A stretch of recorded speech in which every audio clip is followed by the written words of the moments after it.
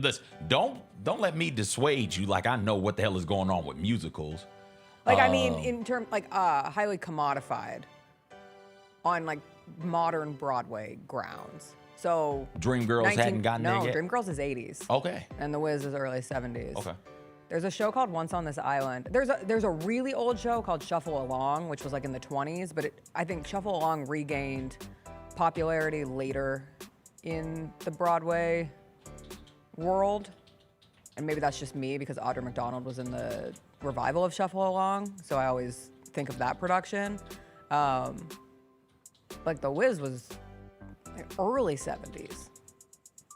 Okay. Like Stephanie Mills, Andre DeShields.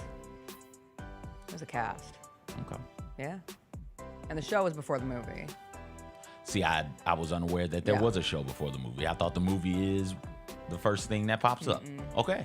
The show's before the movie. Okay. Couldn't figure out who the Cowardly Lion was in the Wiz in the movie. In the movie? Yes. Michael was a scarecrow. Diana was Yeah. Dorothy. Nipsey Russell was Tin Man. You And know, I'm blanking, and I It's didn't so want funny to you look bring it up. that up because I was thinking both from the Wiz movie and this last night was my first time seeing the Wiz on stage. I had only seen the Wiz. You movie hadn't before. seen it I'd on never seen it on stage? stage. Oh, wow. No. But then I thought about how both with like The Wizard of Oz and the Wiz, you knew Dorothy. So whether it be Judy Garland in The Wizard of Oz or Diana Ross in The Wiz, but then everything else, you get Michael Jackson as the Scarecrow because he's one of the most famous people in the world. But then I always think of the Scarecrow, the Tin Man, and the Cowardly Lion, and all the witches too. Like I never think about who played them. They just are their character. Because I think you see it when you're a kid, and so they just embody those characters. Anyway, you never really go back and think about it. You remember who the people are, not Yeah. necessarily who the magical creatures are kicking it with the people. So I don't know who played the lion. I'm gonna have to I look just it up now. see the lion in my head. What was the song?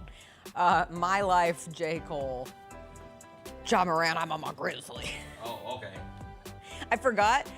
That's when everybody was using Top of the Morning for their captions for like 2 weeks when that Cole album dropped. It's a good one. It's not going anywhere. Cool. Good stuff. Yeah. Good stuff. I might have to listen to some Cole. Yeah. It's been a while. It has. What's up, everybody? It is Wednesday, July 23rd. It's going to be a good day. Jessica Benson with you from the Grind City Media Studios in Memphis, Tennessee. CJ Hurt behind the glass. Coming up on today's show, WNBA is back after their All-Star break. John Morant was there last night at the Liberty Fever game as he gets ready to embark on his first international tour with Nike. We'll get into the Liberty's win. Also a big addition that came for them this week. We will do some other stories from the week that we haven't gotten into, some NBA news, some NFL news. D'Angelo Williams will join us as he does each and every Wednesday. We never know what we'll get into with D'Angelo. And then we'll do a little WTF Wednesday. A loss in the arts community. R.I.P. Ozzy Osbourne. I'll get into the crazy reincarnation theory around his death. We have a Tesla diner. We have a new price on chocolate. It's a Wednesday. We never know what we'll get into. You know what we say. I'm not going to do it. Mercury's in retrograde. Mercury. Everything's going wrong.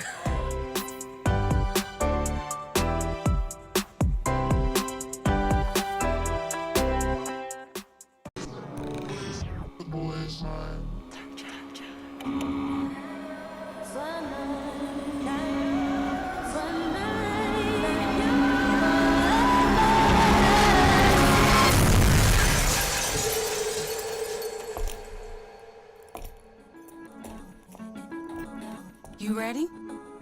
I've been ready. What are we waiting for?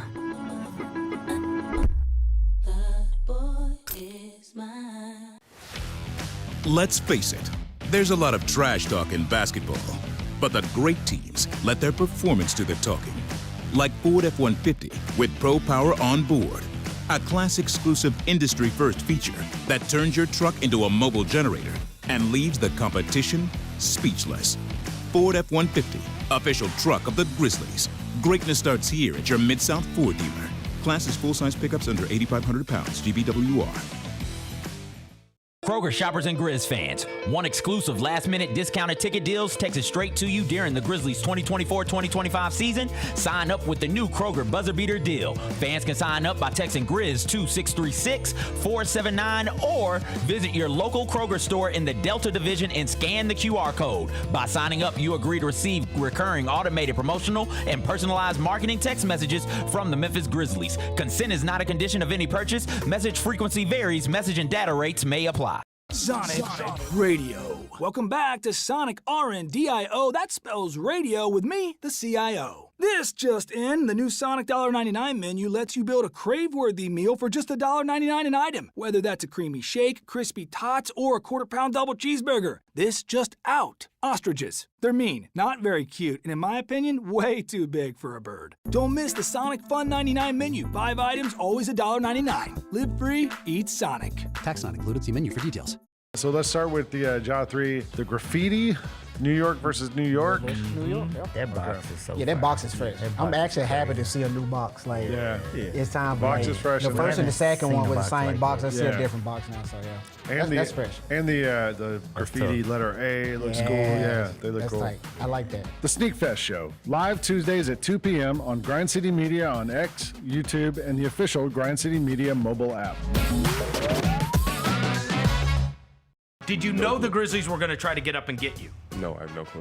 I thought the Grizzlies loved me when I worked out because it was like super fun and everything was, just natural. We were just having a conversation. It wasn't like said, what's your favorite color and, like all that stuff. What's your favorite color? It wasn't interview. First date type vibe. It wasn't interview questions. It was just like, hey man, how you doing? Like, and it was just real easy to talk to him. It was real easy to talk to Coach Thomas. The Chris Vernon Show, live on weekdays at noon on YouTube at Grind City Media and the official Grind City Media app.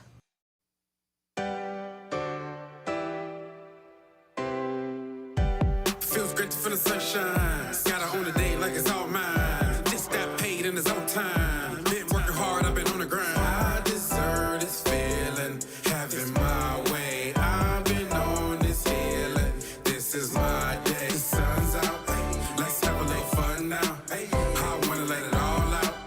That's what it's all about. Cause I deserve this feeling, having my way. I deserve this healing. This is my day. Grind City Media presents The Jessica Benson Show with CJ Hurt. Live from the Grind City Media studios on YouTube at Grind City Media and the official Grind City Media app.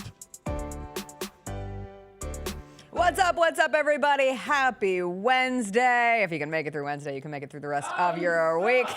You thought you were safe. You are never safe. A lot to get into today, but CJ and I had a fun night last night because last night the Wiz opened at the Orpheum. This is the final show of the 2024-2025 Orpheum Memphis season. The Wiz is here through Sunday, and it was so much fun. It was like an electric crowd. I made Chris get there early because I knew it was going to be crowded, and it did not disappoint. The cast is really strong. The production is really strong. There's a cool use of visuals. There's so much color, great costumes, great music, great dance scenes, great performances. It was a good time. I would highly suggest if you were in Memphis and you were looking for a way to beat the heat and just to have a good night or a good day if you go to one of the matinees, you should go see this production. Did you like it, CJ?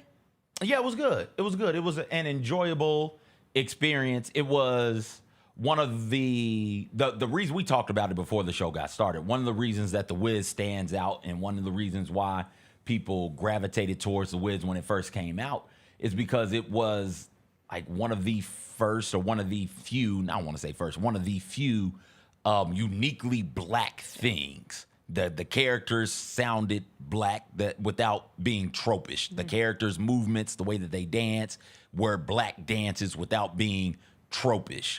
The heroes in the story were black people, and they were saving themselves from whatever peril they were in. And so I was curious not curious, I knew. I was like, okay, they're just going to do the 70s joint, but right now, and that's fine because I enjoyed the 70s Wiz. And this is damn near completely different, but still just as black. The tornadoes come out, and I'll spoil it. Dorothy gets whisked away by You don't tornadoes. know the story of the Wizard of Oz, the but Wiz, Wicked, Oz, whatever at this point. The background was incredible. The set it was really cool. was outstanding. But as to symbolize the tornadoes coming through, they had dancers on stage with the big arm, what do we call it? The big sleeves as they twirl around and spin.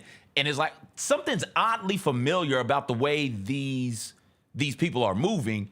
And about midway through, I was like, oh, I'm pretty sure that's just Alvin Ailey right there. Like, I'm pretty sure those are the moves from some of the Alvin Ailey choreographed dances that he did. Oh, that's cool. Some of the lines in there. I can't tell you how many times I'm around some black people and they tell me something I have to do, and I hit them with the only thing I have to do is be black and die, right? Like that. Some of the lines that are getting said in that is as well as black culture. Even the Yellow Brick Road, which my one critique of it, the only critique I have is find actual drum majors. Actual drum majors doing that would have been incredible. Finding somebody from Sonic Boom of the South or the Marching 101 or the Golden Crimson Pipers, like wherever you're going to find them, finding actual drum majors to do that would have been incredible. It was a great time. Everybody in the crowd was losing it. They were going crazy, had people talking. But that's the first time I've heard that. People talking to the people on the stage. So much call and response. It was great. Which was like a big conversation coming out of its run in Detroit because it had a similar like audience participation factor. And you're always going to get some snooty booties at the theater who are like, oh, I don't like that people are engaging with this art that I'm like, no, like it makes it so fun. Like I was really looking forward to seeing the show, particularly seeing it in Memphis. My dad saw it in Denver a couple months ago, and he said it was like the most electric audience participation that he had ever seen at the theater in Denver. And then you bring it somewhere like Memphis where it just means so much. Like there were so many kids there last night. We live in a predominantly black city. This is a very black show. There are a lot of lines, like you said, that like hit harder being delivered here than I'm sure that they did even in Denver, even when they hit in some capacity. But it was cool to see. This was my first time seeing The Wiz on stage. I loved the movie when I was a kid. Shocking, I watched a lot of musical movies when I was a child as well. I was so lucky because my mom, when she was a flight attendant in the 70s and the 80s, when she was not based in New York, but I guess when she was flying through New York, her thing became going as like party of one, going to the box office and trying to get in and seeing as many Broadway musicals as she could. So she saw the original Wiz with Stephanie Mills, with Andre DeShields in like 1975 on Broadway. And so it was one of the many shows that she brought into my life because she said, hey, I saw the show. I loved it when I was younger. I want to introduce it to you. The way to introduce it to you, it's not on Broadway at the moment, but hey, there's a movie with Diana Ross, with Michael Jackson. Like, here, pop your little booty in front of the TV and fall in love with this. And I was so enamored with just musicals in general, but I loved being like, I know two Wizards of Oz. I know the Wizard of Oz and I know the Wiz. And yes, I was a part of a little musical theater group, and I cringe harshly when I think of the Wiz. We did not do the Wiz. Let me be perfectly clear. We did not do the Wiz. We did a nice little medley, a little summer performance camp medley of Ease On Down the Road, No Bad News, Everybody Rejoice, and Home, which are my 4 favorite songs from the show. And so it's like fun to think back and like do the little moves in the head, but I just thought it was a really good time. I love the movie. I have a very select few musicals that I think I prefer the movie to the live show. That doesn't take away from the live show I saw last night. It's just more that I really enjoy like the campiness, the performances that were in that original movie, and I'm constantly sitting there like Diana Ross, and the woman who played Dorothy was great. She had great vocals, great performance, great comedic timing, good dance moves. But that's just always going to be the nature of something like that. But you should take your kids. My wife loved and yourself. We walked in, blank chair. Ghost? We walked in as we're walking up. I hear, hey, you need some help, and I turn and I look, and it's Bennett, and Bennett and the boy are there, and so we're talking. The kid is really excited. Ben is really excited. Didn't get a chance to run into them afterwards, but I'm curious to know if they had fun. It's that we talked about some of the acting and actresses that were on the stage, but that set was really, really cool. Mm-hmm. The way that I was like, okay, Wizard of Oz, all of that starts off black and white. How are we going to go black and white? Because clearly I can see color. Yeah. It's not on TV. And the way that they did the black and white background, and then boom, all of a sudden, it's this pop of vibrant color. It's like, oh, okay, here we go. That's really, really cool. The way that they changed, not everything about it, but some of the quirks about the characters, the line. I can't remember what it is exactly, but basically talking to the Scarecrow, like, hey, your worth isn't in how intimidating you are. Yeah. I felt like that was purposeful and poignant, talking to a Scarecrow played by a black man about, hey, you don't have to be so damn scary, black man. But like there were a couple of those type moments for all of the characters in there as well. I enjoyed it all in all. Dorothy brought down the house with the last song. There were a couple of those moments, 3 or 4 of them, where the people in the crowd go insane after the characters and the actors and actresses finish their songs. It was good. I'm now just thinking that there's absolutely a white high school out there in this country who's doing the Wiz. Yes. Doing the Wiz. Because there's like, this happens. There's always one that or like a lot of times it'll be casting like characters who should be played by black people with white people. I always think of Little Shop of Horrors. There's like a little like trio of singers who should always be played by black. Like they were written for black women. And the number of times I saw some very trying young white girls to sing. They're called the urchins. Like they're like the street urchins of Skid Row and wherever Little Shop of Horrors is set. But yeah, there's absolutely someone who did the Wiz. There's someone who's done Dreamgirls. Absolutely. There's someone who's done. There's someone. Miss Saigon. There's someone who's done Hairspray No. without the black side of it. No. So it's like, wait, this is supposed to be. Where's the segregation happening at? Absolutely. Yeah. Once on This Island. That's another one that has a. Because I was trying to think of shows that like truly have almost exclusively black cast. The Wiz is 100% a black cast. Dreamgirls I think has a couple white people in it. Once on This Island, I think it's an exclusively black cast. But anyway, the other piece that stood out to me last night from a taking your kids standpoint, and like shout out Bennett, good dad move. It was funny when we were walking into the theater. It was you and Courtney. Yep. It was Bennett and his son. Wait, and then they were up Chris there? and I thought they were up higher. No. When we were walking to the Orpheum, and we saw you guys, and I was like, oh, that's CJ and Courtney. And then I was like, oh, that's Bennett and his kid. And then I was like, wow, we're a little Grind City Media line. And then we all converged onto the theater. It is fun to go on a Tuesday because it's media night, and I love seeing so many people I know. But I think with The Wiz, it's not as scary as The Wizard of Oz. Like, The Wizard of Oz flat out terrified me. Like, it ruined me when I saw it as a child. Like, I didn't allow... The movie or the play? The play. Oh, Live really? play, fire on stage, and the movie exemplified that. My mom couldn't light candles until I was in like 5th grade. I'm not joking.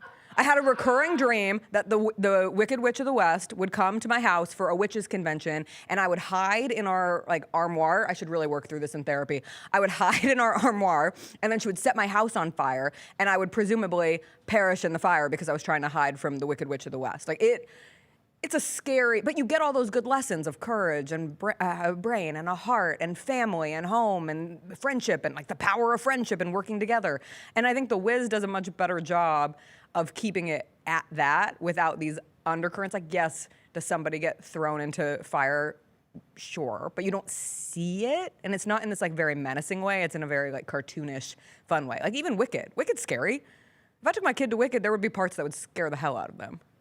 Oh, okay. Those monkeys are scary. I mean, they're good. They're misunderstood. They aren't. I always love the flying monkeys. I guess in Wicked they are good in the retelling of the story. I didn't find any of that. To my knowledge, I didn't find any of that too scary as a kid. I don't know why I didn't find it too scary as a kid, but that is a good point. It is because you're tough. I don't think I am. It is really. I'm in a Sonic T-shirt for crying out loud. Exactly. Kids will enjoy that. Yeah. It's not slow at all. Like it goes. Yeah. We looked up and it was over, and I was like, oh, what time is it? We got here at like 7-ish. It must be 8 o'clock. No, it was 10. It's like 2.5 hour run, like, I think. Oh, that's not bad. That is a play that didn't have a lull in it at all. A musical that didn't have a lull in it at all. And like we left the theater, we walked out together, and still had energy. I could have stayed and out Chris there. were dancing. I could have stayed out there and talked to you guys and Jalen and Keith and Kieran. I could have stayed, and Laddie. I could have stayed out, and the kickball team. I could have stayed out there and talked to everybody for like another hour and a half, just because I had energy built up and pent up from that show. It was just that type of thing. I was getting mosquito bites. I had to leave. Did you? Bro, you just stormed. Jessica just stormed. Why are we out here? Huh? Oh, is that what I did? Just stormed the hell off. No, I looked at my clock and we'd been talking for 20 minutes and I was like, we still have to wake up at 4:30 tomorrow morning. That's not what you said. Why are we out here? What are we doing? And you turned and stormed off. And Chris was like, all right, I'll see you later. I was like, all right, Chris, bye. Did you post that video or are you just holding on to that for sentimental I'll value? post it. Okay. You guys are too cute not to post. Oh, I'm what were you not going to say, cute. though? I'm not cute. Sorry. Puppies. You're strong. Puppies, I have to do children, this to and Chris. kittens are cute. You are strong. Yeah, no. You are brave. No, don't call me cute. No. No, I'm a grown ass So man. CJ and Chris were dancing. They were doing their best. He's on down the road. We hadn't practiced. Okay, thank you for the clarification. That was our first shot the man at it. said, love your dance moves. Damn right he and did. I told Chris, I said he was talking to CJ. But I appreciate Chris trying his best. It was a wild experience. Mid-show, I got some breaking news. I thought CJ and I were going to have to leave the second half of the Wiz because the news that was breaking was so big to the city of Memphis. I thought we might have to go to work. Other Jacob texted us that the Memphis Showboats are leaving Memphis. Stop it. I was like, wait, what in the hell is she talking? Where's this going? I will never forget where I was when I found out the Memphis Showboats are leaving Memphis, and it was at the Orpheum at intermission of the Wiz. But according to reports, the Showboats are no more. At least they are no longer in Memphis. One of 4 UFL franchises relocating: Memphis, Houston, Birmingham, and Michigan. And so if you want to just blame it on the fact that the Showboats stink, well, Birmingham, I think, has won a couple championships. So they're moving too. Feels like a reshuffling of the deck. The cities that they're expected to relocate to: Columbus, Boise, somewhere in Florida, likely Orlando, and somewhere in Kentucky, either Louisville or Lexington. I'm not surprised. We don't have to spend excessive time on this. It's simply a matter. I understand it's been a challenging week for Memphis sports fans, and you lost another sports team. But I don't know how many people in this city ever claimed the Memphis Showboats as one of their sports teams, and that was the problem. Like the team not living here, the team not existing here, the team not having any connectivity really to the city. They tried their best. They put a lot of marketing efforts into it, but there's only so much you can do in that situation, and you add on the fact that they were really terrible. Like I think their first season was their best season, and they were 5-5, and then they win 2 games? Yeah. And then 2 games again this season? Yeah, it was never going to catch on. The one that threw me for a loop was Birmingham. Yeah. They won. They were winning on the field, dominating spring football. But also, I felt like people were going. What a sentence. People were going. Somebody got to dominate it, Jessica. Like we've been doing spring football for like 4 straight years, 3 or 4 years, and Birmingham has been in the postseason every year. And before this year, had won like 3 straight. Either way it goes, I felt like people were going to Birmingham games. And maybe that was just my perception of them because I'm watching the big games. I'm watching the game they get against the Battlehawks and then watching the playoff semifinal and watching the championship game, which is in Birmingham. So maybe that's just my perception of them being off. But that's the one that's like, oh, that's odd. The league isn't folding, and I think they still got like 2 more years of like money behind it before it's like, okay, we really need to start generating some profits here. So let's see if one of these new cities can be like a staple the same way as like a DC or a St. Louis is. Those teams aren't staying in St. Louis or DC. You know, they're doing the same thing that the Showboats are doing. I don't know what one of the differences is that, you know, the Defenders and the Battlehawks are good to decent. Yeah. The Battlehawks are good. And St. Louis, for whatever reason, has rallied behind them to try and stick it to the NFL in some weird sort of a way. But they're doing the same thing that Memphis was doing, that Birmingham's doing, that the other teams, that Michigan, the Panthers were doing, where they stay in Texas and they fly out for the games and then they go back.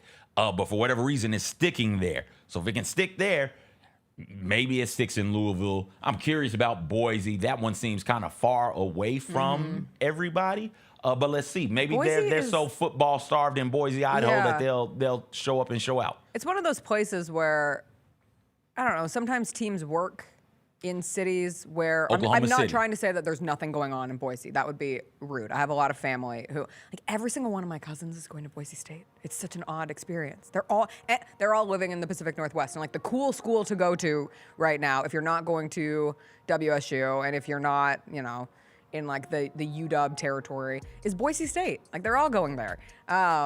But they do care about football there, and maybe they'll play on the Smurf turf, and that'd be cool. I think they will play on the Smurf turf. Where else Is there will they another play? stadium? No, I believe they probably have to play at the Boise Stadium. So proud Pac-12 member, Boise State, now also hosting a UFL team. We see some of these cities. Oklahoma City comes to mind. The Connecticut Sun is another one that comes to mind, where it's kind of just dropped in this hotbed of interest. Not necessarily a major market or anything like that, but the people in that area really care about whatever that sport is, be it women's basketball or professional basketball, and it works. So maybe it'll work in Boise. Listen, when I was in the Tri-Cities, Washington, we had an arena football team, the Tri-Cities Fever.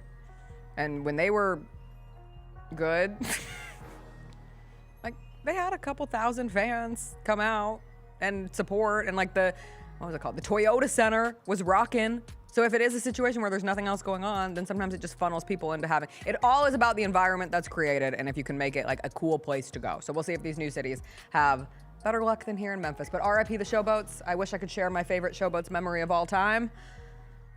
Drawing a blank. I think my favorite Showboats memory is interviewing Ken Wisenhunt down at the river. And it was a great talk. I was like, Showboats got a great coach this year. It's gonna be a good time. And then how many games did he go? He's like, I'm not coaching, and then I'm coaching, and then no, never I'm really mind. not coaching. Just kidding. Then we have Brady. Is it Brady Cook, Memphis quarterback? Is it? Yeah, because Brady Quinn is Notre Dame. Didn't we have Brady Cook on from his car driving? Brady White. I don't know who the hell Brady Cook is. It was the former Memphis quarterback. We started with a Memphis connection. Who's Brady Cook? God, how many people are named Brady? I don't know. So we had. I'm pretty sure one of the Memphis quarterbacks named Brady was on the team, and we had him come on. And he was in his car driving to practice. Yeah, I remember that. That was pretty fun. Brady Cook was the Mizzou quarterback who went undrafted, but is now in the Jets training camp. I'm getting my Happy Brady's training mixed camp. up. There we go. So Do you Brady like talking White. about NFL training camp? No, what? Me Jessica, neither. I don't want to talk about summer league. Why do I want to talk about No, practice? I know. I don't. Every day I turn on and they're talking about the Micah Parsons situation in Dallas, and I What's literally the Micah couldn't. Parsons situation? Jerry Jones made some comments where it sounded like he was being degrading to Micah Parsons and insinuating that even if we sign him to a new deal, then it's not guaranteed that he's going to play because he always gets hurt. And then J.J. Watt retweeted some tweet, and J.J. Watt tweeted something, and Micah Parsons retweeted that tweet, and I'm like, I don't care. Just get on the field, Just dog. let me know when you play. Just run into a grown man as hard as you can. I want to see that on TV. I want to see you. Hell yeah. See you obliterate somebody. In the meantime, no. It's post All-Star in the WNBA, and John Morant showed up at last night's Liberty Fever game. I'll let you know why he was there, and we'll talk about the win for the Liberty. They got Jonquel Jones back, and they have someone coming in who definitely make the Liberty a team to believe in this WNBA season. If you didn't already, you probably should have already. We'll get into it after a quick break.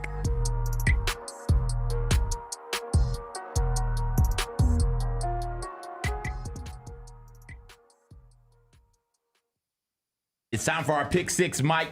6 classics that we're most looking forward to in the 2025 football season. Las Vegas, obviously, that's the Grambling State University, Jackson State University clash.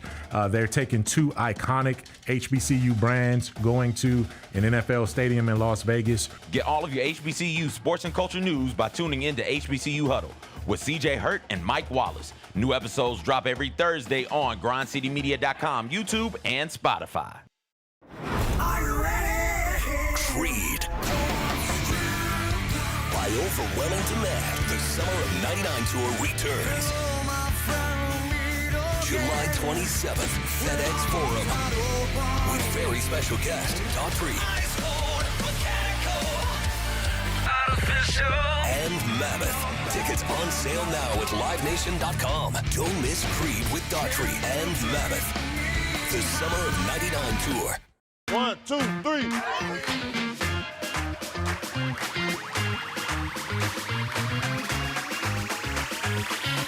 Ready, go.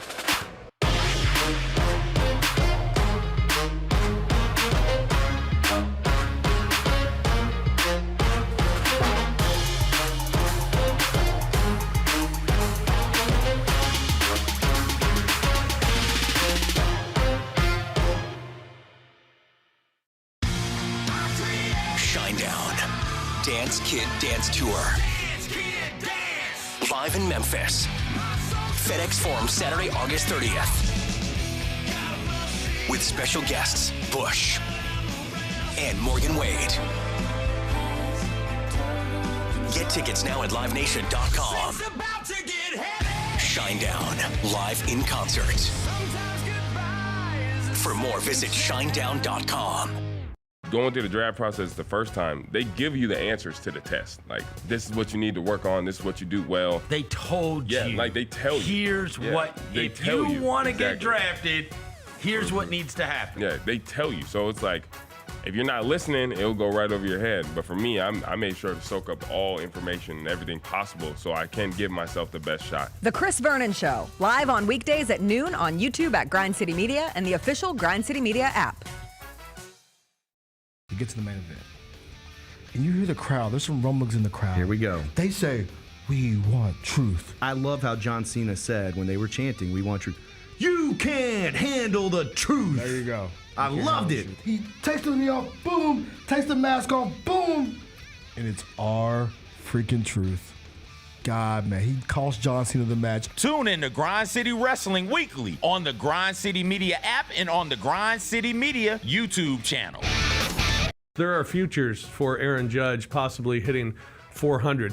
Hitting 400 at the All-Star break, plus 600. Oh, wow. To have a 400 batting average in the regular season, plus 3,800. To win the Triple Crown is only plus 145. I don't think he's going to hit 400 for the season. I don't either. I that would be ridiculous. Yes, ridiculous. The Odds Couple, live at 2 p.m. on YouTube at Grind City Media and the official Grind City Media app.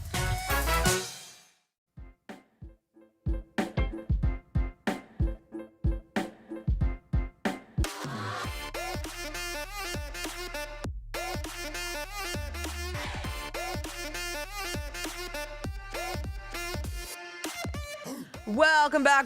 WNBA is back. So is Jonquel Jones for the New York Liberty, and they beat the Fever last night, 98-84. It was a close game until the end of the third quarter, and then the Liberty went away with it. But the Liberty do not lose when Jonquel Jones plays. Like, they are technically 8-1 when Jonquel Jones plays, but the only loss was the last game that she played, where she played, I think, less than 10 minutes when she suffered the ankle sprain.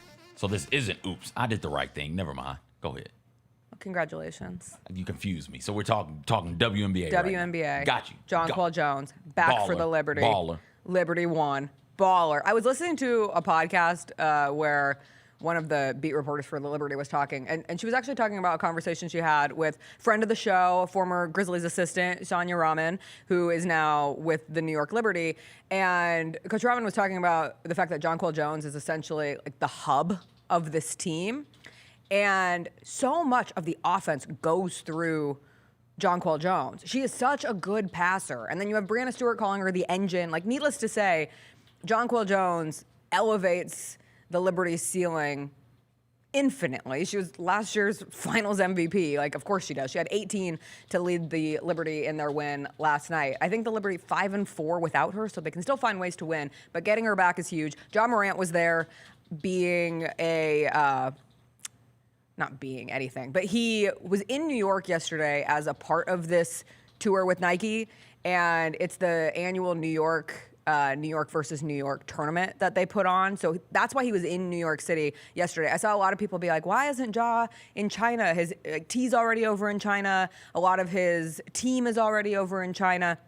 And it's because he was always supposed to go to Peach Jam and then this event in New York, and then he will head to China where he'll do the few days there. He'll go to Tokyo, he'll go to Manila. It's his first international tour. I cannot overstate how big this international tour is for Ja, but then also having this moment with Sabrina last night where they had a little signature shoe exchange. I'm sure Nike was thrilled that they were able to get these two in the same room together. You also had Natasha Cloud wearing Ja's last night in the game. They had a little meet and greet afterwards. It was just cool to see Ja out there supporting the W. And I know it's all driven by Nike and everything leading to this big Ja 3 release. And one of the Ja 3s, like the first colorway, I think was on the sneakers app yesterday, which was a New York versus New York edition. But we're all leading up to the eventual drop of, like the official drop, I think on August 15th. But Ja Morant's everywhere. And this international tour is going to be really cool. Like the fact that Nike invested this much in him going internationally, like you have to be assumed to be a really important part of Nike's plan to have the kind of rollout that Ja is getting with this upcoming trip and everything that's led up to it. So it was really cool to see him and Sabrina out there doing the shoe exchange. And then for the Liberty, all I can think of when I'm watching the Liberty right now is how on earth is this the team that got Emma Miesemann? They made that announcement on the broadcast. So after the play, went home, went to sleep, woke up. I was up at like 2, didn't have much to do at 2 o'clock in the morning. Weird. I had recorded the 2 WNBA games last night, Dream Aces and Liberty Fever. I'm gonna watch Dream Aces when I get home today, but finished the Fever Liberty game. And when they brought that up and they said her name, I was like, hold on, am I tripping? Is there another one of those? Because I'm pretty sure that was the one that won Finals MVP, WNBA Finals MVP, when the Mystics won it. And they showed the highlight package, and that's who it was. Yeah. They get her. They have an embarrassment of riches. Like the Liberty have an embarrassment of riches. It feels unfair. And we don't know when she will officially join the team. They have to work out the visa situation. She, of course, wasn't there last night.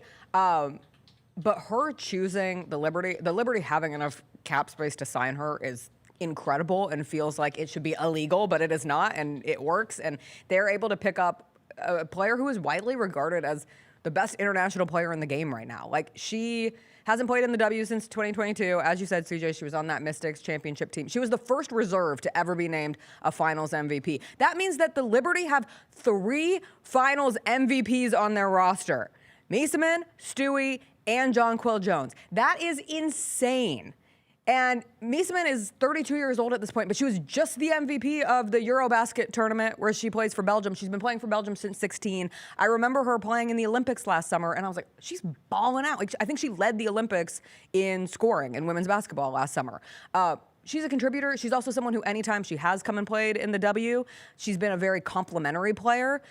The question is she a starter? They could go super jumbo out there with her, JJ, and Stewie, and I think you'll see some of that. It'll take some time for this all to gel together, but she also has playing experience with like a good number of players on this roster. She's been coached at one point by Sandy, and so you have to think that there's some connectivity that should lead to an easier introduction period for her there. And again, for a team that wanted to get better than the version that won a championship last year, and we started this year when they were 9-0, and I know they're closer at this point to 500, but you're like, God, how did they get Natasha Cloud? And now we're sitting here coming out of the All-Star break, like, how did they get Emma Miesemann? It just doesn't feel fair.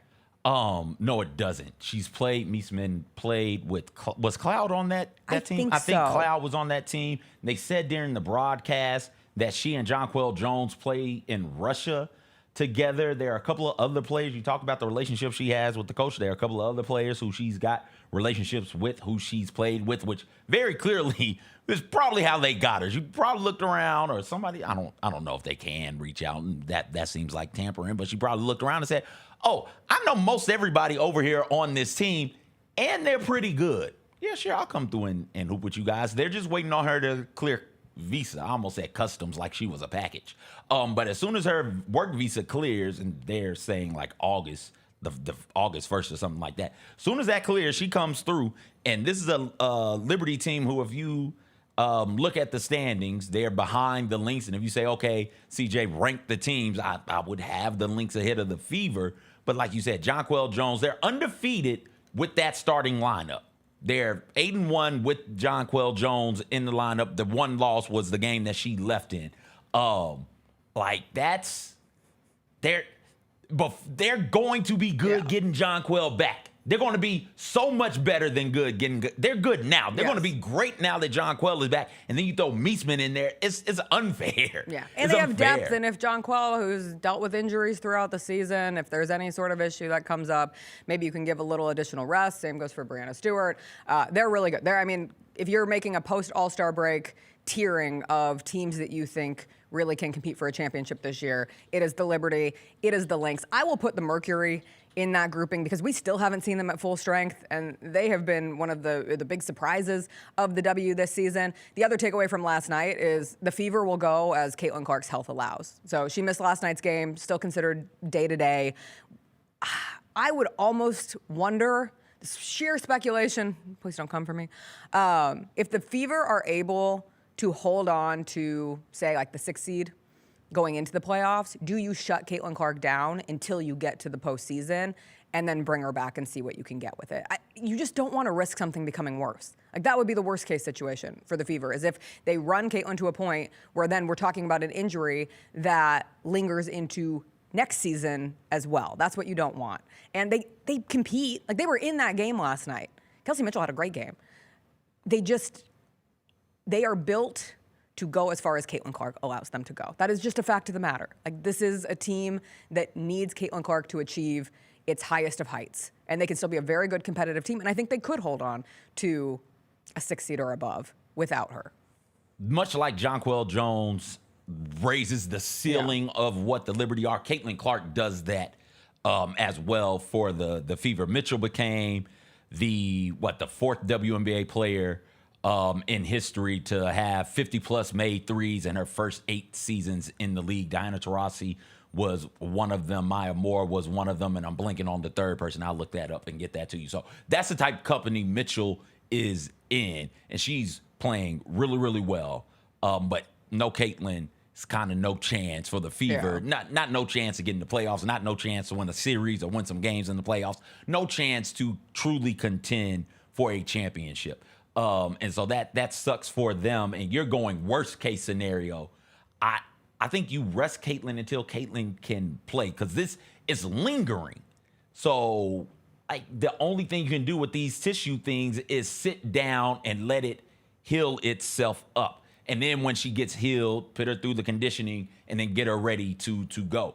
Otherwise, I feel like my wife and I were talking about it. She's like, yo, how many games has Caitlin Clark missed? Has she been injured all year? It's like, yeah, she's been dealing with the same leg, the same lower body injuries on the same leg. Is it all all season. on the same leg? Is it not? Is it not the same groin? Someone and tried to tell me hamstring? that it's Is it different? But Then I don't know. Either way it goes, it's lower body. It's the same lower half of the body type injuries, and like the only thing you can do is rest on that. That's honestly the best thing you can do for it. And if you keep bringing her back, she's going to keep coming in and out of the lineup. We see it happen all the time in sports where somebody, a competitor, and Caitlin Clark is a true competitor, wants to get out there, is needed out there. That team desperately needs them out there. They go out there, they give it a go, they do the best they can for 2 or 3 games, and then we got to sit them out again because something else is tweaked, something is bothering them once again. So I would just rest her until she's ready to go. I'd give her another 2 weeks at least. But like, where are you going to be in 2 weeks' time? Can you afford to do that? That is the question for the Fever. We got to take a break and get to D'Angelo Williams. I do want to talk about Venus Williams, so we'll put a pin in that. We'll get to that after D'Angelo. We never know what we'll chat with D'Angelo about, but we'll find out after a quick break.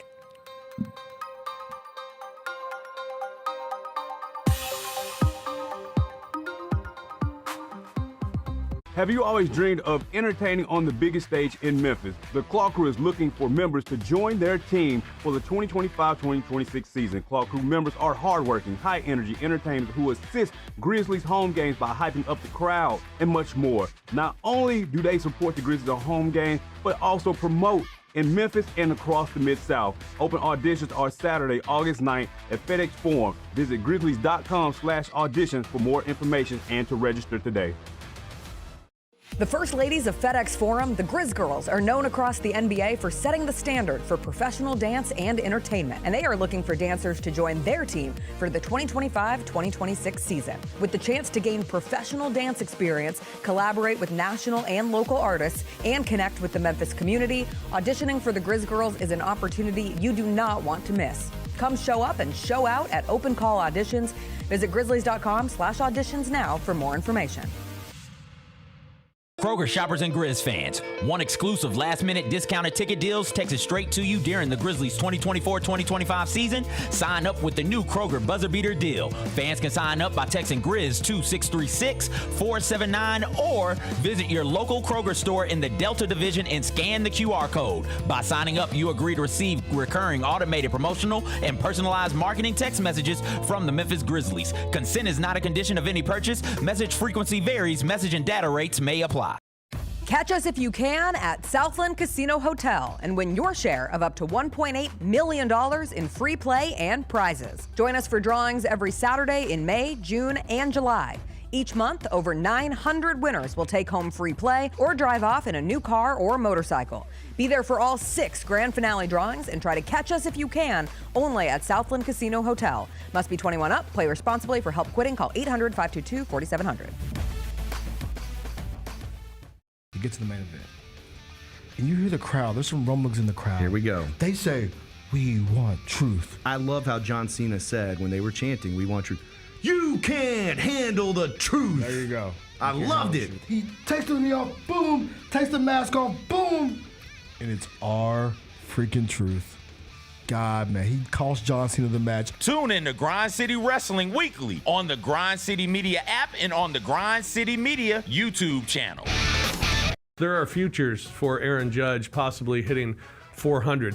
Hitting 400 at the All-Star break, plus 600. Oh, wow. To have a 400 batting average in the regular season, plus 3,800. To win the Triple Crown is only plus 145. I don't think he's going to hit 400 for the season. I don't either. I that would be ridiculous. Yes, ridiculous. The Odds Couple, live at 2 p.m. on YouTube at Grind City Media and the official Grind City Media app. It's time for our Pick 6, Mike. 6 classics that we're most looking forward to in the 2025 football season. Las Vegas, obviously, that's the Grambling State University, Jackson State University clash. They're taking 2 iconic HBCU brands going to an NFL stadium in Las Vegas. Get all of your HBCU sports and culture news by tuning in to HBCU Huddle with CJ Hurt and Mike Wallace. New episodes drop every Thursday on grindcitymedia.com, YouTube, and Spotify.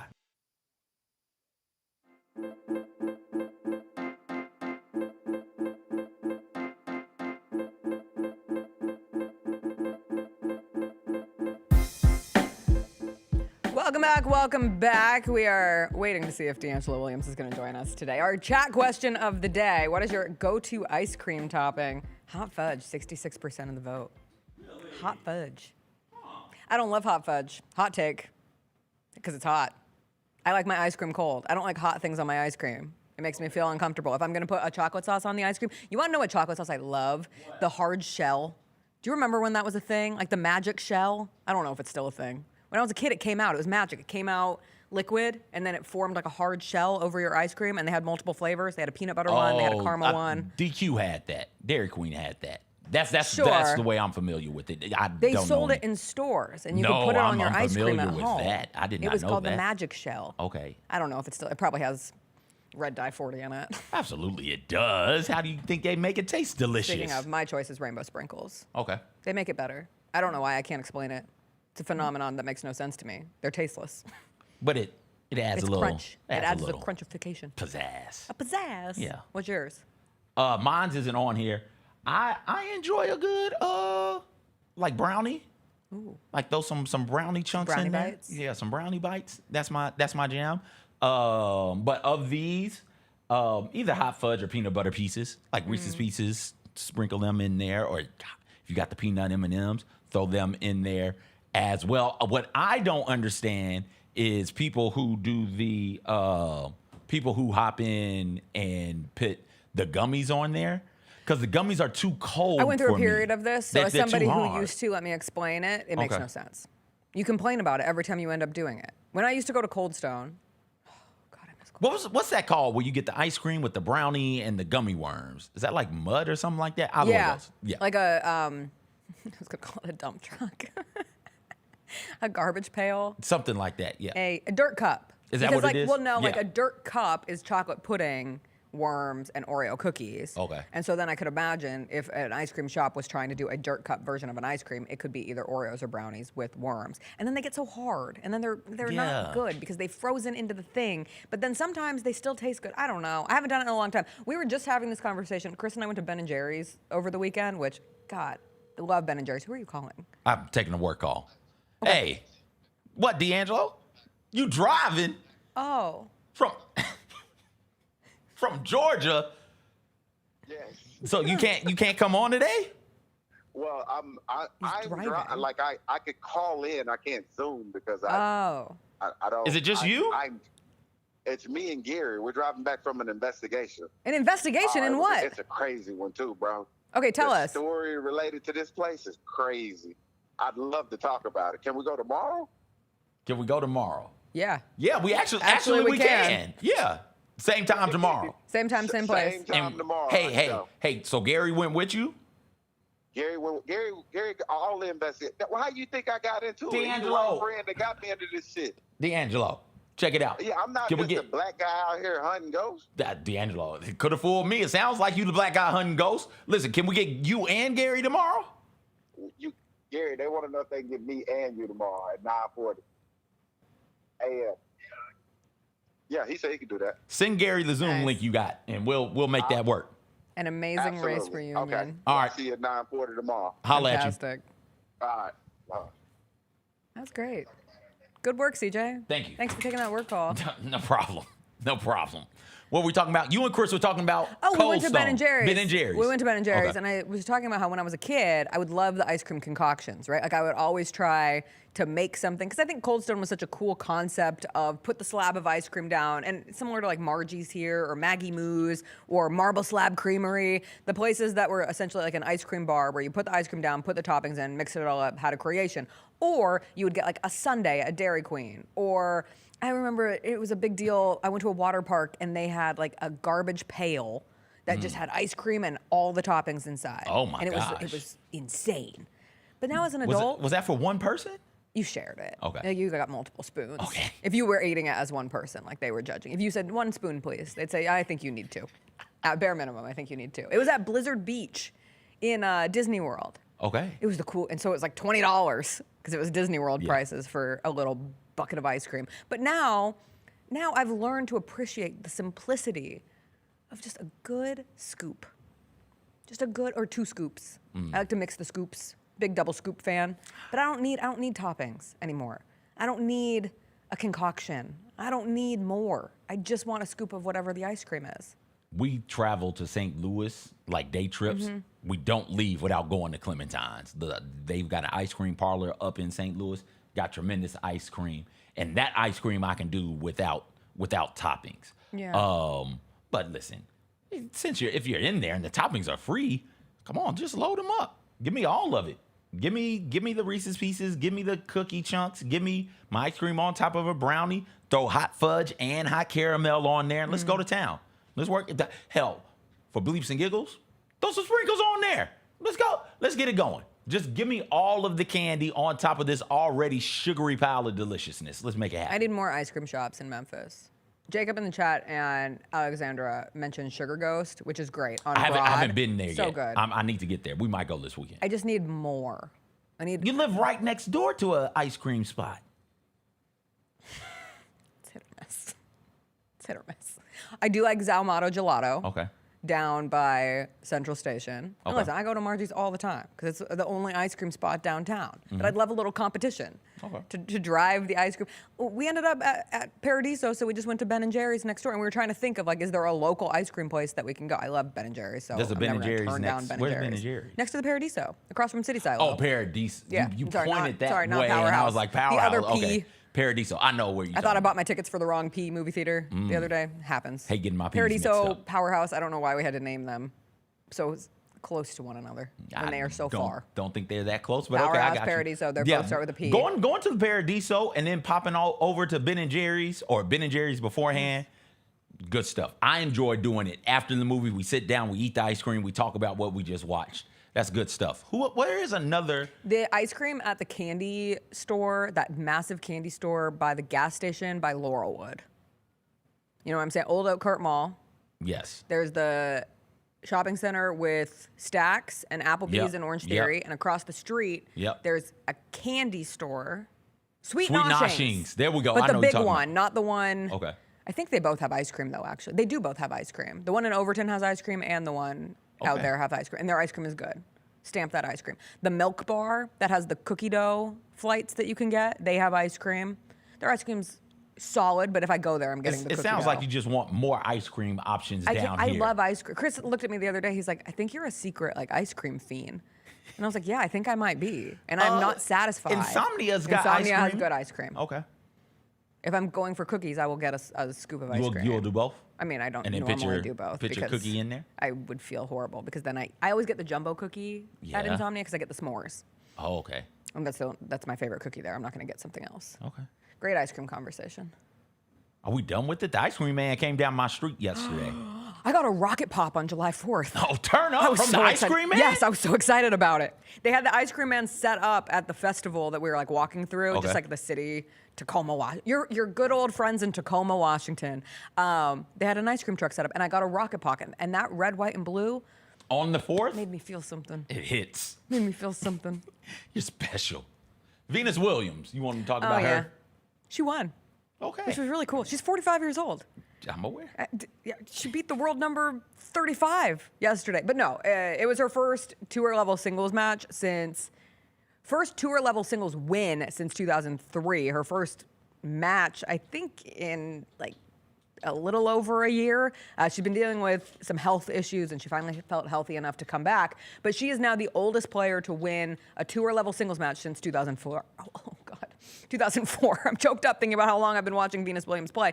It was just one of those things where I was like, oh, that's so cool. Like, I grew up watching Venus Williams, and now Venus Williams is playing again, and she won a match. Like, obviously, things get more difficult as you continue to advance, and she's in the DC Open, and she'll play better and better competition as this thing goes on. But I found out she's also signed up to compete in, I think, mixed doubles at the US Open. And the fact that she just feels healthy enough to be back playing the sport that we all watched her play as she and Serena were the faces of tennis for a significant period of time was really cool. And then she had a funny interview afterwards where they asked about like why she had to come back, and she said she found out that she was on Cobra.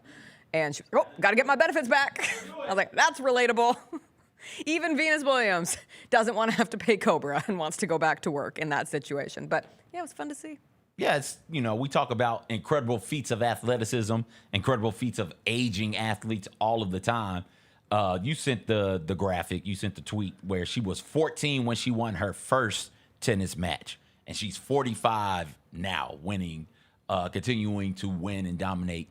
Not dominate, but continuing to win tennis matches. That is something that is impressive. And when I was a kid, I gravitated more to Venus because Venus was the older sibling. And she was of the two, Venus and Serena. And everybody kept telling me how much better Serena was. And I was like, nah, Venus got her. And then Serena started taking off and Venus didn't. But Venus still had a tremendous career. And I was like, oh, man. Oh, well. Yeah. I bet she still can pit Serena in the headlock, give her a little noogie like I was doing my brother. My dad would make us sit down and watch those two play. And I remember watching them and like they didn't want to play against one another. Mm-hmm. So those matches were awful. My father was trying to talk to us about the love of family and loving your sibling and how you don't want to hurt your sibling. You don't want to see your sibling be disappointed. That's why those matches look the way that they look. He was trying to get me to have some sort of compassion for my brother. I was like, no, F that. If we're ever in this situation, neither one of us were good enough to be ever in that situation. But if we're ever in the situation where he lines up on the other side of me, I'm going to try and kill him. I am. I'm gonna try and whoop his ass, dog. I'm going to send him out of there crying if it's up to me. He's just like, all right, CJ, whatever. But yeah, shout out to Venus. Returning tennis. Do you think that's the more, I don't know, I'm an only child, so I can't speak on behalf of siblings. But wouldn't the sibling want to beat the other sibling in most situations? No. Or do you actually love each other enough? No, I've got cousins who I think it would be tough for them to go up against one another. Really? Yeah, absolutely. Absolutely. I think it depends on like how much you like your sibling. Yeah. I love my brother. Yeah. Shout out to Bama. Love him. I'll rub his face in dirt right now if he came through here. If he came in right now, my first thought would be, okay, how can I body slam him without breaking something in here? We're both large men now, so that's probably not going to be the case. But that's just how we rolled in my house. But I know people who it would be tough on them to go up against their brother or their sister. Yeah, absolutely. It would be tough for me to go up against my sister. It would. I might let her win. Would it be tough to go up against your wife? Is she still going to be my wife? Yeah. Yeah. Okay. Yeah. I've grown a lot in that. Congratulations. It used to be beat the hell out of whoever's across from you. But now it's Chris would annihilate me at any opportunity. I would beat her, but I would beat her and make sure she knows that I can beat you. Yeah. But I wouldn't beat her nearly as bad as I can. Right? Like we play Scrabble and she's not into word games. I grew up playing like word games and I play word games sometimes for fun. So I'm significantly better at Scrabble than she is. I have words there, like get rid of all 7 letters on the triple word score, like crush them, make 2 words, get rid of her. And I just don't play the word. I keep it close. And so the Incredible style. That's crazy. Dash, where they're yelling at him, go Dash, go. He's running the race. He's like, no, slow down. He has to slow down. Like, no, go. So I always try to like keep it close. But I do try to, I do want her to know that, I'm better at you than this. Stop bossing me around so much. Wow.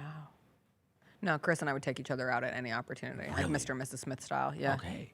Yeah, see, we make up about it. We don't have a Mr. and Mrs. And maybe it's because we're both only children. Maybe. And we're like accustomed to not having any sort of familial bond that would keep us from seeking victory. Like I won't be stopped. If I can beat, I beat that man one time at one-on-one, legitimately, because I know he doesn't let me win at anything. And I will hold on to that for the rest of my life. I'll never beat him again because I don't play basketball anymore.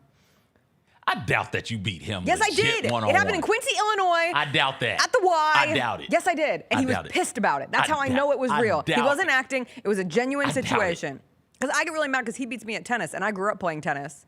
And he always tries to tell people that we're the same. God, now this is turning into a Chris and I athletic ventures. He always tries to tell people that we're the same level of golf. And I'm like, when I'm at my best, I am much better. But we do play at a pretty normal level. Okay. It's nice. Then we can go out and play together. All right. But I was a state competitor at the high school level. In Colorado? Yeah. Did I finish like 75th out of 90? Sure. Oh, top 75 though. That's all you ask for. Top 75. You know how many kids are in Colorado? I finished top 50 my senior year. You know how many kids are in Colorado? Way more than 50. You're top 50 Colorado golfers. Thank you. Thank you for respecting the craft. Hey, listen, anytime. With mine, she can't handle being like legit mad at me. Yeah. Because I don't care. And that makes her madder. And so in order to keep her from getting to the top tier level of mad, by being mad at me for not caring that she's mad at me, I just have to sometimes ease that thing back a little bit. Down the road? No. Well, I do have to ease down the road, but I do have to dial it down some.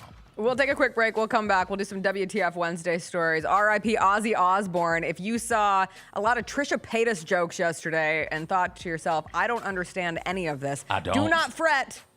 I will explain the internet phenomenon to you. Wait, where's his music? You'll find it by the time we get back from the break. Okay. Stay with us. We'll be right back.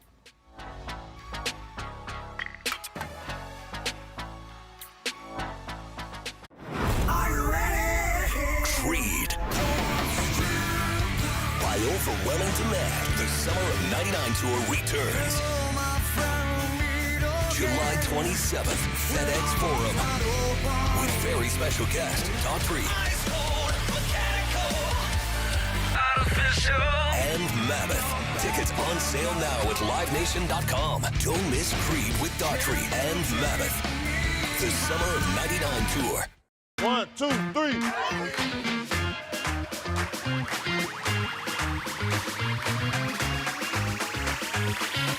Ready, go.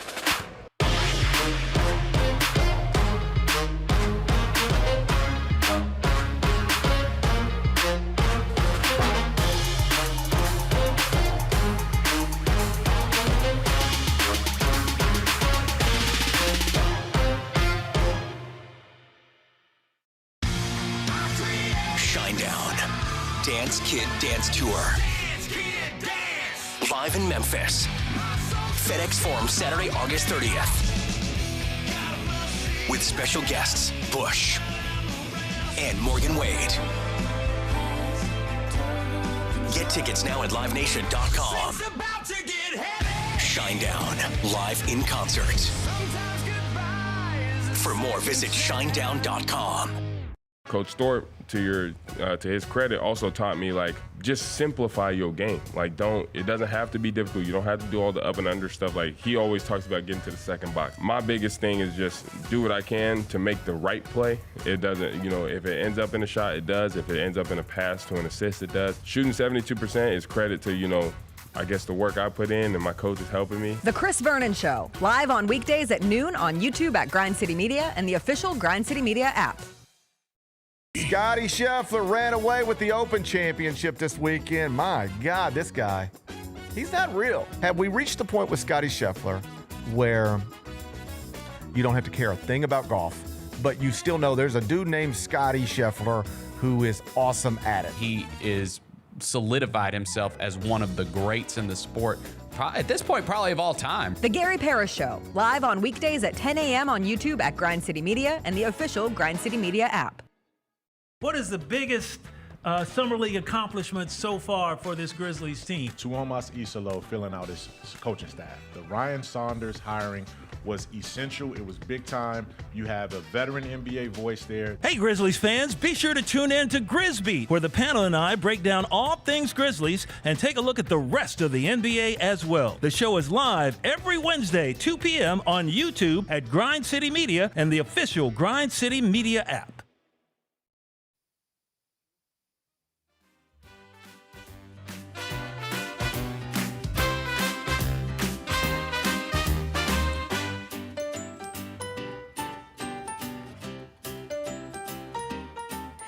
All right, CJ, do you have text messages to share? Yes, but because I have text messages to share. Before we get there, shout out to Mike downstairs. Mike says Ted Ross played the Lion. Oh, hell yeah, Mike. So shout out to Mike for knowing that.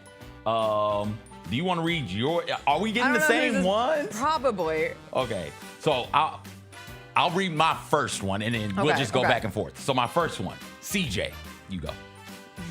My first one. Not true! Exclamation point. I messed around in that game for too long. I'm always nice to you in competitive situations to a point. Shot lots of mid-ranges. All caps. You are the most competitive, crazy person. Was being nice. You never talk about how insanely competitive you are. Haha. Planning to turn it on at the end. It's always me, but you are nuts. And win a close one. He's typing on mine. But do you want to wait? Because I got two more. Keep going. But I messed around and lost. So you determine how legit that win really is. Okay. Oh, I'm sorry. He effed around and found out. And I beat him. Fair and square. He stopped typing. We've silenced him. Those were from Chris. We didn't. Chris. Men support men, baby. Buffet bros for life. Throw your bees up. You got it. Listen, I support you, Christopher. I know what it's like to deal with this lunatic on a daily basis. No, I don't. I mean, you do deal with me on a daily basis. I deal with you on a daily. Our relationship is very different than yours. Because, Chris, this is the thing you guys don't understand, right? Your husband loves you. So much. And, like, there are things that he would probably say to you that would be really, really mean that you need to hear, but he won't say it because it's going to be really, really mean. He does not want to hurt you and hurt your feelings. Whereas I, on the other hand, don't care anything about you. True. I'll just say it. And if your feelings get hurt, hell, your feelings get hurt. I don't give a damn. He said, sorry, the truth has come out. Well, hey, there it is. I won. There was a witness somewhere. I should have had them Somewhere. sign paper. He's not disputing the fact that you won. Yeah, I know, but somebody saw the devastation in his eyes. It's the reaction that leads to the knowledge. And I don't care. Sure, he went easy to start. He hasn't gone easy since because he learned that lesson. I'm glad.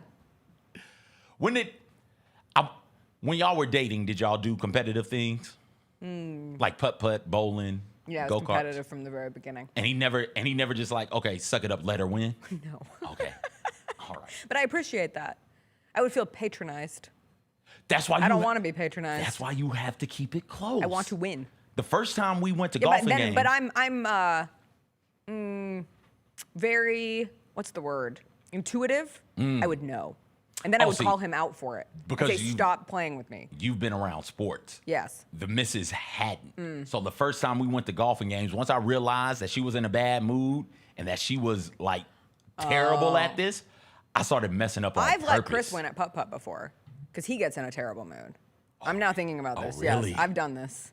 I have multiple instances in my head that you're like releasing a trigger. You hear that, 'Cause Chris? he She gets said so she's mad letting in you putt-putt. win. I don't need that man throwing a putt-putt club. He's get us kicked out. We're public figures. We can't get kicked out of a putt-putt.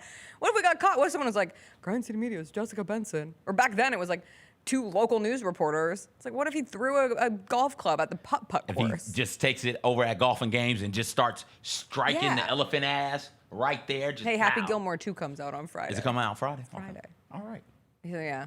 But I'm thinking back because our first... Now I want to see you guys play putt-putt. Well, so one of our yearly things when we used to go to the Final Four every year, they do, and that's like how our relationship... We met at the Olympics, but then what brought us back together was the 2013 Final Four in Atlanta.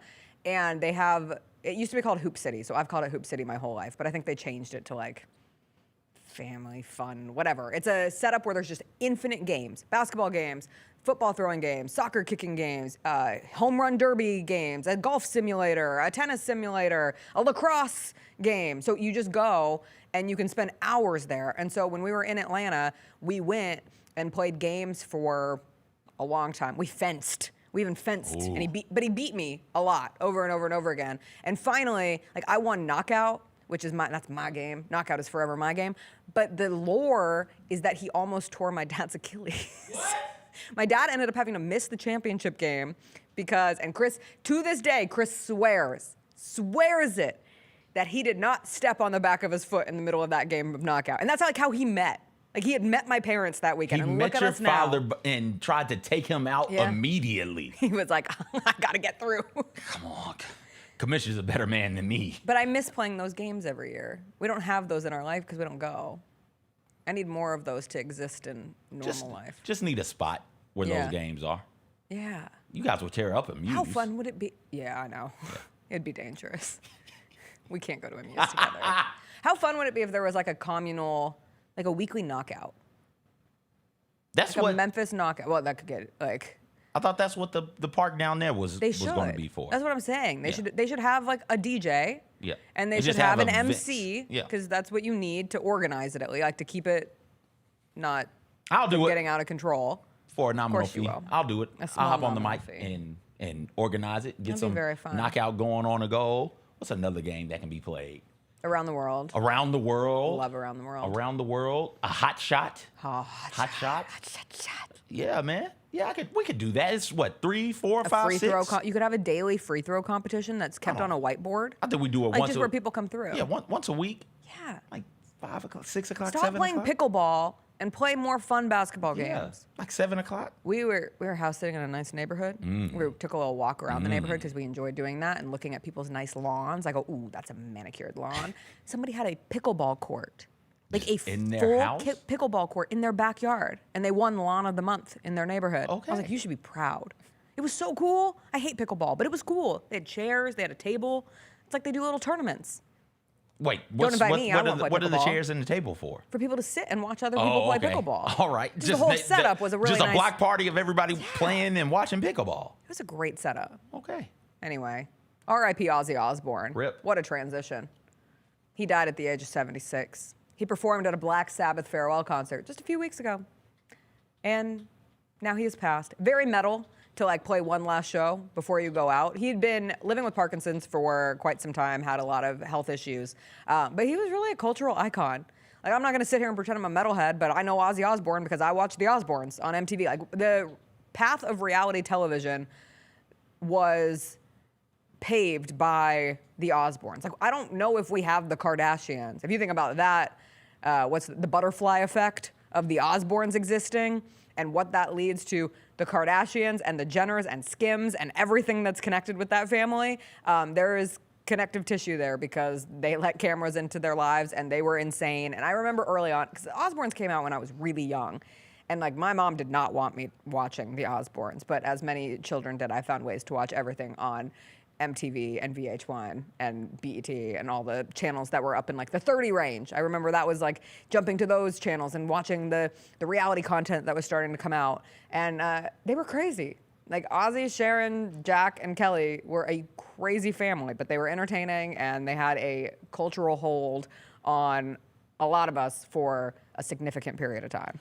When was the concert? I don't know why I thought the concert was yesterday and then he died. I thought it was last week. Okay. All right. Yeah, man, I remember being, a teenager when the Osbournes come on TV, and I remember the hold it had on everybody in my, well, not in my circle. 5th. Okay, there we go. Not in my circle, but in my orbit. Mm-hmm. I wasn't big into Ozzy Osbourne. I remember trying to sit down and watch that show and thinking, and probably saying out loud, yo, what the hell is he saying? Your mom was also a Sharon, and my mom was a Sharon, so I would just say, Sharon! I don't get that reference at No! all. Because I caught it like half an episode here or there, waiting for something else to come on, Yeah. and it's just on. It's like, yo, I don't understand how people are watching this. Yes. But people loved it, and they loved him in it. And I find out as I get older about the drug use and the battle with addiction and fighting to get clean, and Sharon's help in doing that. Their 2 kids. Also, the thing that I think people gravitated towards with that show and with him was that it was just a weird little family. They were themselves. They were authentically them. Yep. And they were weird. And it was like, I'd never heard a family swear that much. So much. And it was like, oh, we've got weird ass kids also. We know what Ozzy is going through. Like, he's weird, we're weird, our kids are weird. There's a relatability there. Yeah. And so, yeah, I wasn't really, and I'm not into the Black Sabbaths of the I world. love T-Pain's cover of War Pigs. Big fan on the T-Pain Live I album. I didn't know, like, honestly, I didn't know he was in like Black Sabbath. And I think there's a lot. I don't think that's an uncommon. I didn't know that they were playing the songs. Mhm. It's like, oh, That's a Black I've Sabbath heard song. that song. That song was on Guitar Heroes or whatever. Yeah. I've heard that song. Oh, okay, I didn't know. Iron Man. No, was no. on Guitar Hero. They did Iron Man? I'm pretty sure I could play Iron Man on Guitar Hero. Wait, did they do Iron Man? Didn't they?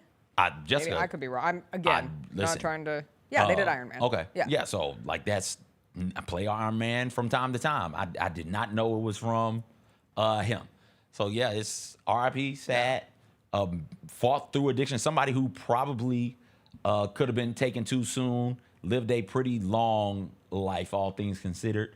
Doesn't make it any easier for family and for fans. There's a big tribute going on right now in his hometown and in the rest of England. I'm assuming we'll see some real touching posts and touching moments from Ozzy Osbourne. You and can fans. also get a can of Liquid Death that has his DNA in it.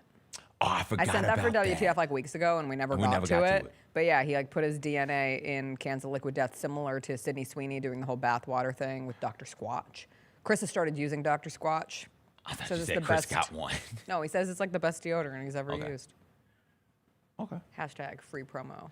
Ozzy was the one who bit off the bat's head.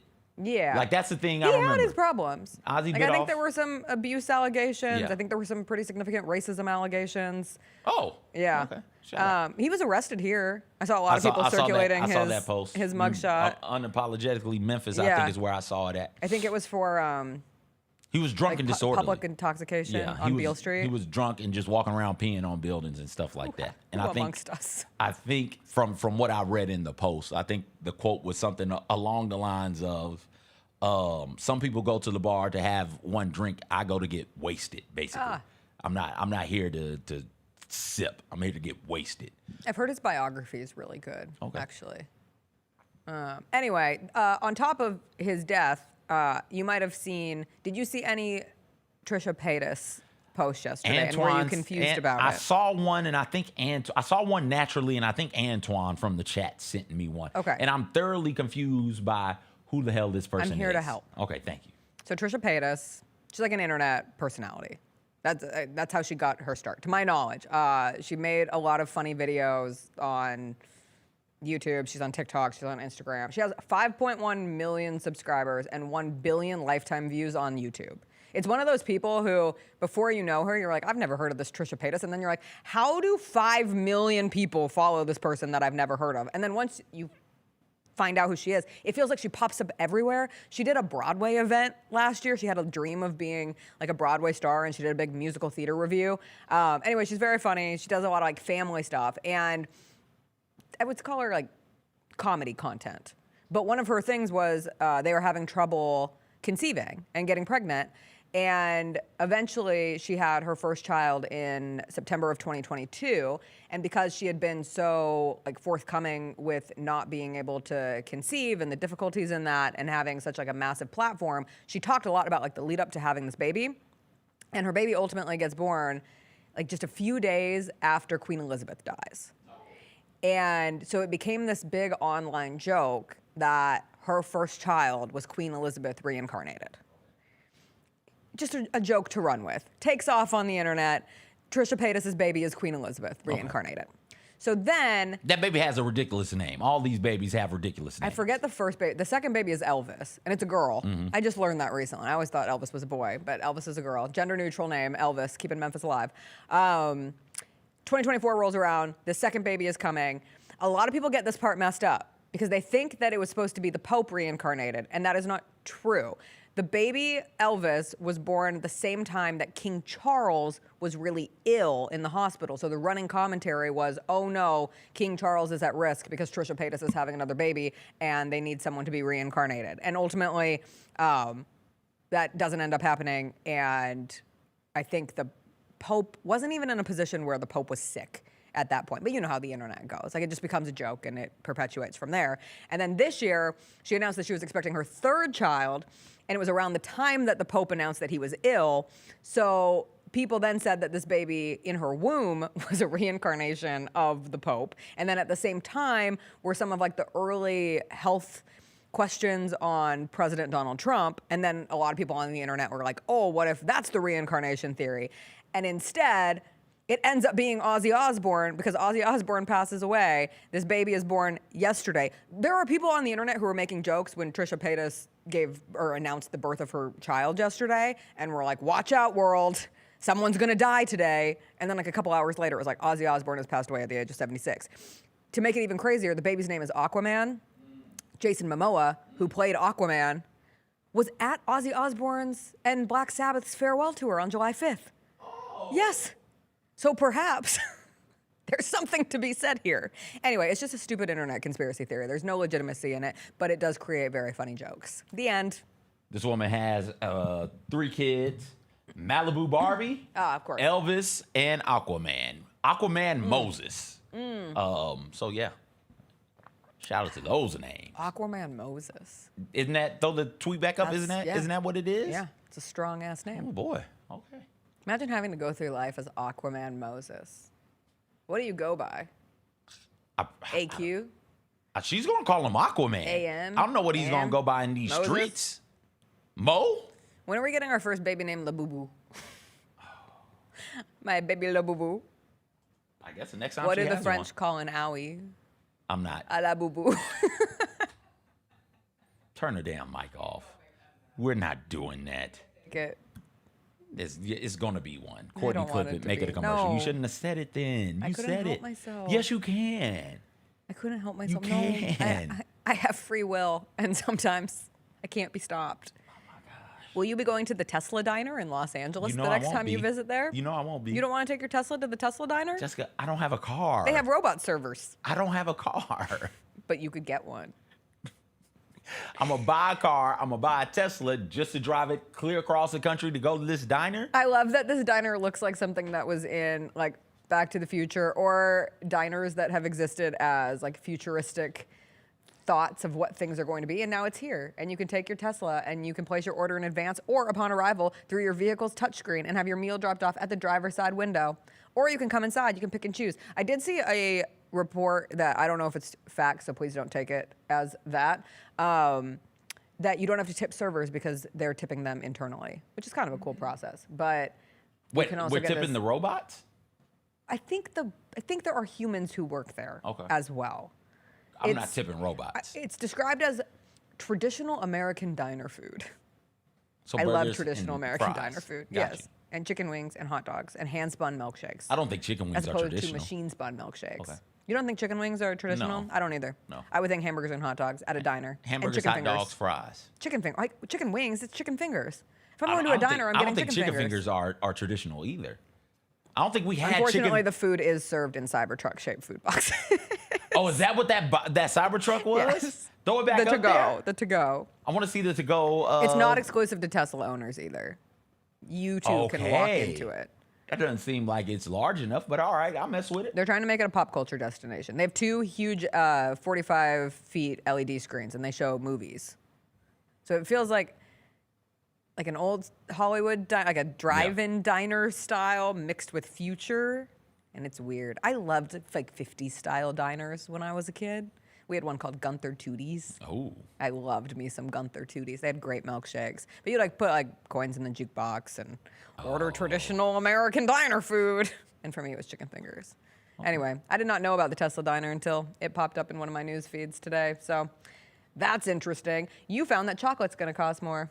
Yeah, the cost of cocoa is going up, and it's been up. First off, it's been up. It's actually right now at 8-month lows, but in December it was up around 12,000 per, I guess, ton or pound. I don't know how we're measuring it. Now it's at about $8,000 per ton. I don't know how we're measuring it. And so Hershey's like, yeah, we got to pass this on to you. So I think they're going to start it right around October, which I don't know if you guys know this. It's Halloween when we're getting the little candies to give the trick-or-treaters and to eat ourselves. So yeah, get ready for those prices to go up. And here's the issue that I have with it. Fine, you got to take prices up, or you're going to take prices up. Fine. But they're also talking about shrinking the size of these things too. You can't do both. You shouldn't be allowed to do both. You either shrink the size and keep it the same price, or you raise the price and keep it the same size. I shouldn't be getting hit twice for this. That's unfair. Yeah. But yeah, so what's your favorite Hershey candy? Oh. I'm a Mars girl. Really? My friend Mars works for bars? Mars. Okay. No, like not Mars bars. Like Oh. I feel like I'm a traitor talking about Hershey because You we can are eat, we are a Mars friend group. you We can- are exclusive you to can Mars. eat more than one candy. Yeah, but Mars is superior. Okay. It is. Hershey only has these days Okay. What does Mars have? everything. What? M&Ms. Oh, is it Mars My M&Ms? friend's on M&Ms. That's why. Okay. M&Ms is up there. M&Ms is certainly good. Hold on, let me look. M&Ms, Snickers. Snickers? Skittles. Why did I think Hershey's had Snickers? Okay. No, Hershey has, Hershey bar. of course, Hershey Kisses. of course. Kit Kat. Hershey has Reese's. oh shoot, Hershey has Almond Joy. Almond Joys. You know I love Almond Joy. Reese's Pieces. Heath. Oh, you want to know what they have that I love? What? Icebreakers. I haven't had an icebreaker in forever. What? That used to be my. I don't chew gum anymore. Did you go through a gum period?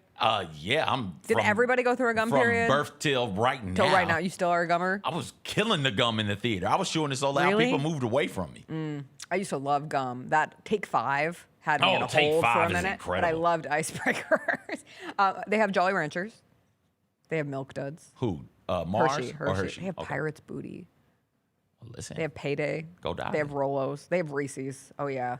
They have Skinny Pop. They have Shackalicious extra large gummies. Rob was talking about They have Shackalicious extra large Twizzlers. gummies. They have whatchamacallits. Okay. They have Whoppers. They have Whoppers, York patties. Whoppers are a fine movie snack. Whoppers with the popcorn. Disagree. Would prefer fine. a Milk Dud. I don't care for Milk Duds. Do you like Raisinets? No. Chris tried to get a raisin. He almost got Raisinets last night. He's trying to be healthy. at the theater. He's like, I'm going to get my Snickers. And then he got it and he looked at it and it's like 400 calories for a Snickers bar. And he's like, are you going to share this with me? And I was like, no, I have a glass of wine. And so he's like, okay, I'll get something healthy. I'm going to get Raisinets. And then he looked, he's like, this has 400 calories too. Give me back the Snickers. The fact y'all are having that conversation. I've ruined him. It's like, okay. I said, get what you want. Y'all got it. Get what you want. Mars has 3 Musketeers, Dove chocolates, Okay. Juicy Fruit, Oh, juicy. Milky Way, Okay. M&Ms, Yeah, that's mini it. M&Ms, peanut M&Ms, That's it. Snickers. That's Wait, it. how do they both have Snickers? Do they both have No, Snickers? sorry, Mars Okay. has Snickers. All right. Starburst, Okay. Skittles, Okay. Twix. That's it. Oh, if we're getting in a war. That's it. Are we? Remember, they have Winter Fresh, Spearmint, Are Big we going to Red, go? Orbit. Are we drafting? Are we drafting candy? Are we drafting candy bars? Or just candy in general? I think we've done it, but we could do a redraft. Are we going to do head to head? But now I want to do a head-to-head Hershey versus Mars. Which one do you want? You want Mars? I'll take Hershey. Yeah, Okay. and come up with the top 5 and then Mars see which versus one Hershey. wins. All right. Okay. Cool. All right. Like I'll see you for it tomorrow. A true draft. A true competition. We're making a team. Yeah. Okay. Sounds great. Everybody have a great I can't Wednesday. wait for those comments. I'm sure people will be very rational about them. Not enough people brought love to our AI mascot generator. Wait, what happened? No, nothing. No one. Oh, okay. It didn't pick up. No Y'all- one called me. Y'all. The Big 12 did not call me and say, "Hey, we love your work. We'd love for you and CJ to be Y'all contracted make that out." thing go viral so we can get money. We're poor. Yeah, we're poor. Nobody, look, we only have 110 of you in here with us right now because we're keeping track now. That's what we do. Alan is. Yeah, we got eyes. All right, everybody. I hope you have a great Wednesday. Thanks for joining us. We will see you back here tomorrow. It'll be Thursday. Apparently, D'Angelo Williams and Gary are going to join us. Gary are going to be on. An We're going to talk Amazing Race ghosts. reunion to talk some ghosts. We'll draft candies. Who knows what else we'll come up with? We'll find out. We'll see you then. Bye. So we're going to draft at 8:20, the second segment tomorrow. I guess. Why not? And then Gary